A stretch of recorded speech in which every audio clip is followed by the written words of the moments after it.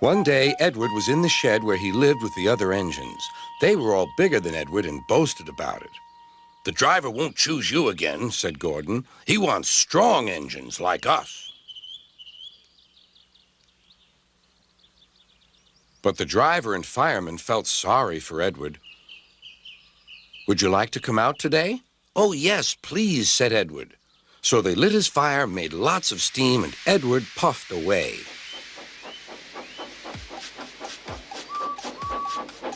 The other engines were very cross at being left behind.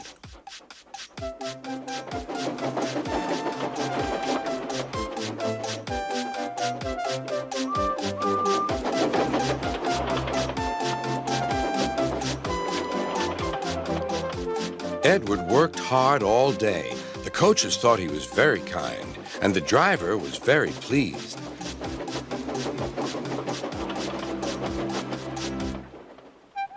"I'm going out again tomorrow," Edward told the other engines that night. "What do you think of that?" But he didn't hear what they thought, for he was so tired and happy that he fell asleep at once. Next morning, Edward woke up to find nothing had changed. Gordon was still boasting. "You watch me, little Edward, as I rush through with the express. That will be a splendid sight for you. Goodbye, little Edward. Look out for me this afternoon."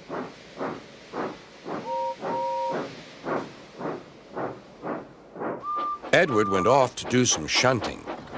He liked shunting. It was fun playing with freight cars. He would come up quietly and give them a push. Then he would stop, and the silly freight cars would go bump into each other.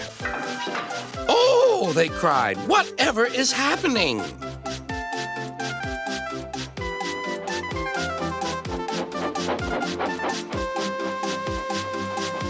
Edward played till there were no more freight cars.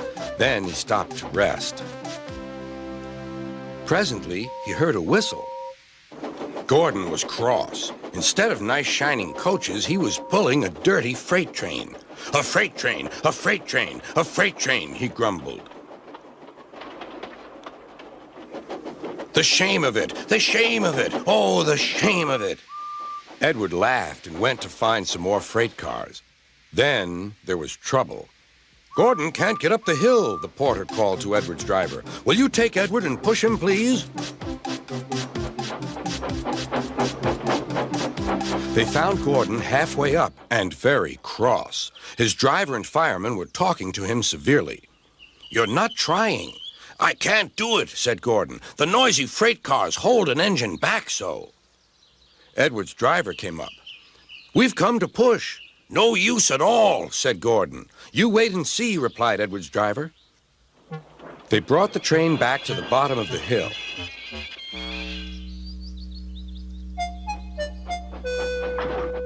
"I'm ready," said Edward. "No good," grumbled Gordon. They pulled and pushed as hard as they could.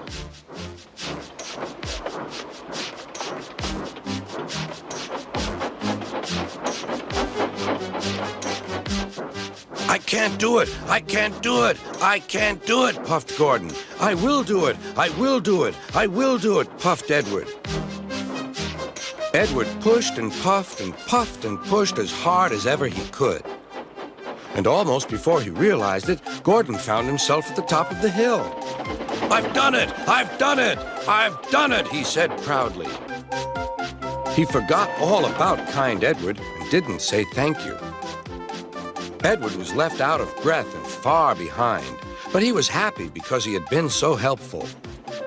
At the next station, he found that the driver and fireman were very pleased with him. The fireman gave him a nice long drink, and the driver said, "I'll get out my paint tomorrow and give you a beautiful coat of blue with red stripes. Then you'll be the smartest engine in the shed."